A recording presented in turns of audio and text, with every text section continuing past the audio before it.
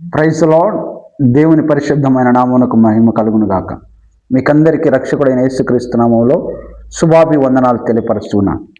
ప్రియమైనటువంటి దేవుని బిడ్డరా, నీవు కన్నీటితో ఉన్నావా? వేదనతో ఉన్నావా? దుఃఖించుతున్నావా? నీ దుఃఖము కన్నీరుగా మార్చబడి కలత చెందుతున్నావా? ఈ కలత చెందిన పరిస్థితుల్లో నీవు కన్నీరు కార్చే ఆ కన్నీటి ద్వారా వచ్చే మనవులను ఎవరికి తెలియపరుస్తున్నావు? నీ కన్నీరు తొడవబడాలి అంటే కన్నీటి ప్రార్థనే శరణ్యం.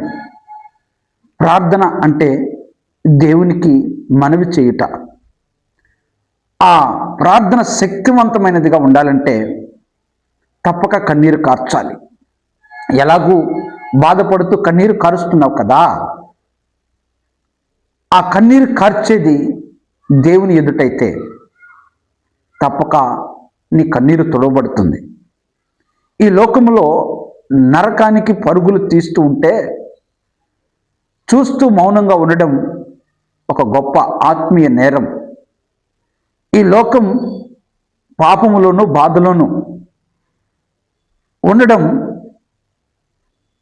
కూడా ఇదిగో ఒక ఆత్మీయ నేరం. ఆ బాధలో ఉండగా కన్నీరు కార్చక హృదయ భారం లేకుండా సాధారణ ధోరణిలో ప్రార్థించడం కూడా ఆత్మీయ నేరమే. అందుకే యోవేలు ప్రవక్త ద్వారా చెప్పబడుతుంది వాక్యం ఈ రీతిగా. యోవేలు గ్రంథం 2వ అధ్యాయం 12వ వాక్యంలో ప్రవక్త అయినటువంటి యోవేలు భక్తుడు ఇలాగూ దేవుని వాక్యం ద్వారా పిలుపునిస్తున్నాడు. మీరు ఉపవాసం ఉండి కన్నీరు విడుచుచు దుఃఖించుచు మనపూర్వకంగా తిరిగి నా యొద్దకు రండి అంటూ ఉన్నాడు. కన్నీటితో ప్రార్థించట అనగా నిత్యత్వపు పంట కొరకు కన్నీళ్లతో విత్తనములు చల్లుటయే. ఇతరుల కొరకు కార్చిన ఒక చిన్న కన్నీటి నీటి చుక్క, కన్నీటి బొట్టు కూడా దేవుడు మర్చిపోడు.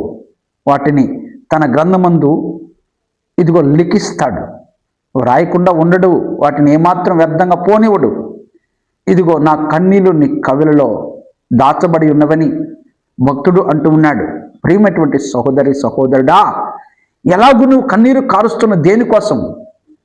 ఆ కన్నీరు కార్చే ఆ విధానంలో దేవుని యొద్దకు వచ్చి నీ మనసు మార్చుకుని దుఃఖించి కన్నీరు కారు. తప్పక దేవుడు వింటాడు, విడుదల కలుగు చేస్తాడు.